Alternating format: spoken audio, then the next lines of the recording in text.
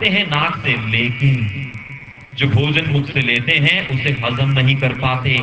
पेट की आग ठंडी पड़ी हुई है। जो श्वास नाक से खींचते हैं उसे पूरा भर नहीं पाते।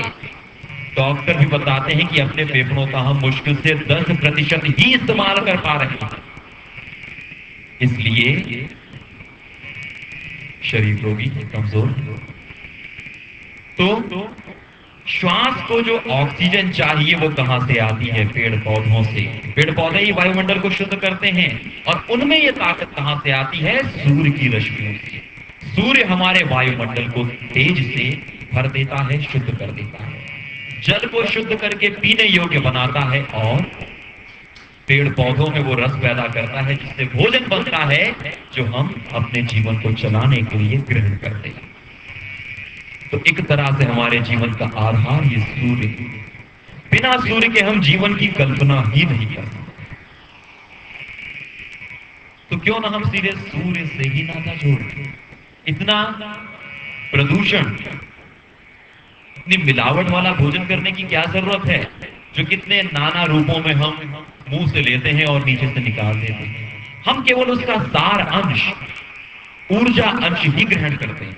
तो वो ऊर्जा सीधे सूर्य से ले सकते हैं। तरीका है सिद्धामृत सूर्य क्रिया योग। सूर्य अर्थात प्रकाश। अन्न जल स्थूल आहार लेते हैं मुख से, श्वास का सूक्ष्म आहार लेते हैं नाक से, और प्रकाश का दिव्य आहार आंखों के द्वारा सीधे अंदर मस्तिष्क में।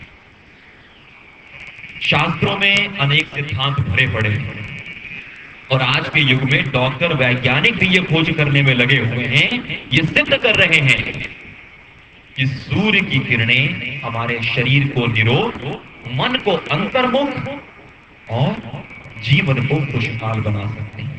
WHO वर्ल्ड हेल्थ ऑर्गेनाइजेशन, जो विश्व स्वास्थ्य संगठन है, उन्होंने स्वास्थ्य की परिभाषा दी है शारीरिक, मानसिक और सामाजिक स्तर पर खुशहाल। केवल शरीर में रोग ना हो वो स्वास्थ्य नहीं है, मन शांत हो वो स्वास्थ्य नहीं है। सामाजिक स्तर पर, यानी कि व्यवहार में वो प्रेम भाव हो, करुणा भाव हो। परमार्थ और क्या है?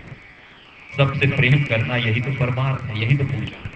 तो उसकी ये साधना है। इसकी विधि को ध्यान से देखकर समझकर हमने पलकें बंद रखते हुए सूर्य के सामने रखती हैं, तो प्रकाश अपने आप अंदर जाता है। आंखें खोलेंगे तो ध्यान बाहर को जाएगा, जब बंद रखेंगे तो अपने आप ही अंदर। और जब बंद आंखों से सूर्य की किरणें अंदर प्रवेश करती हैं तो हमारी चेतना को भी अंतर्मुख बना देगा। उसके साथ में कुछ विशेष मंत्रों का उच्चारण करते हैं, क्योंकि मंत्र एक तरह से सूक्ष्म आकार है, कंपन, जो हमारे शरीर के सूक्ष्म केंद्रों को जागृत करते हैं। तो विशेष मंत्र चुने गए हैं उपनिषदों के। एक है शक्ति नमन मंत्र, ओम राम ह्रीम रूम सह सूर्याय नमः। ध्यान से सुनिएगा, राम ह्रीम रूम, हा और उसमें रा लगा हुआ है, साथ में आ ई उ, 3 मूल स्वर। दुनिया का कोई शब्द हो इन स्वरों के बिना उच्चारित नहीं किया जा सकता। और ये हा शक्ति बीज, हा है आकाश का बीज जिसका केंद्र है ये मस्तक, रा है अग्नि बीज जिसका केंद्र है ये नाभि। तो दोनों केंद्रों को जागृत करने का ये मंत्र है, शक्ति उत्पन्न करने का ये मंत्र है, इसीलिए इसे कहते हैं शक्ति मंत्र। मंत्र का अर्थ वैखरी भाषा में नहीं बताया जा सकता।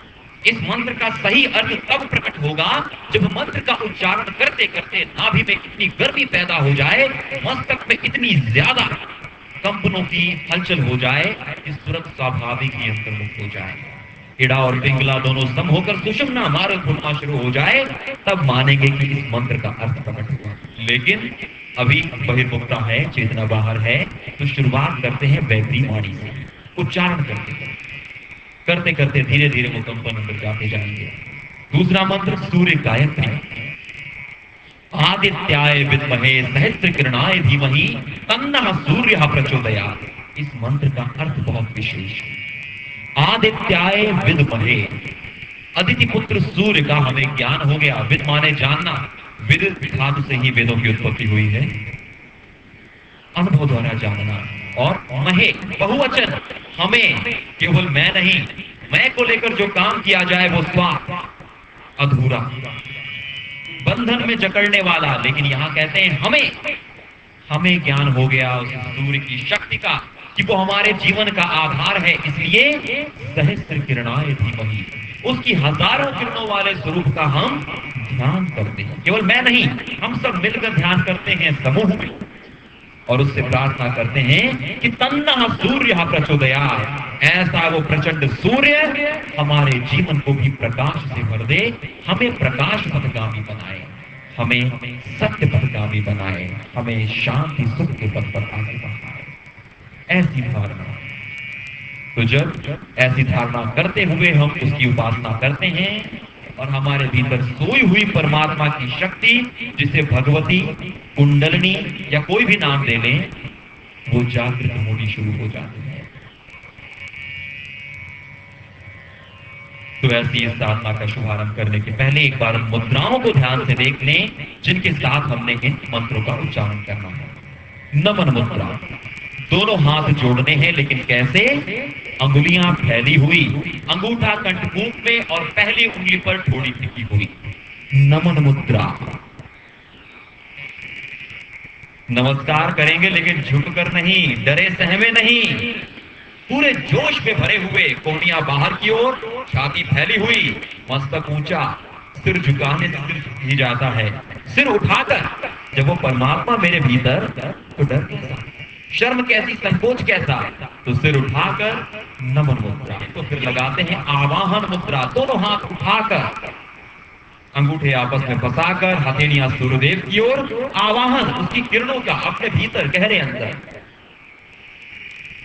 और जब किरणें गहरे अंदर भर जाती हैं, जोश मन में जग जाता है, तो लगाते हैं सिंहाक्रांत मुद्रा, सिंह की तरह आक्रांत, दोनों हाथ कंधों के बराबर, कोहनियों से मुड़े हुए, हाथ के पंजे कसे हुए, अंगुलियां कसी हुई। ध्यान रहे पूरे शरीर के नस नाड़ियों के सिरे इन उंगलियों में आकर खत्म होते हैं, तो उंगलियों को कसकर पूरे शरीर की नाड़ियों को जागृत करते हुए ये मुद्रा लगाते हैं। और जब पूरे शरीर में जागृति भर जाती है, उन किरणों का तेज अंदर भर जाता है, तो हृदय कमल में धीरे धीरे रस भरना शुरू हो जाता है और ये कमल खिलना शुरू हो जाता है। तो भाव में भरते हुए लगाते हैं पंकज मुद्रा, देखते जाएं हृदय कमल खिलता हुआ, और हाथों से लगाएं पंकज मुद्रा, खिले हुए फूल की तरह, कलाइयां मिली हुई, अंगूठे और छोटी उंगली मिली, बाकी उंगलियां खुली हुई पंकज मुद्रा में। और जब ऐसे धीरे धीरे मन के भावों को खोलते जाते हैं, तो सारे बंधन टूटते जाते हैं, और फिर दोनों हाथ फैलाकर आलिंगन मुद्रा लगाकर हम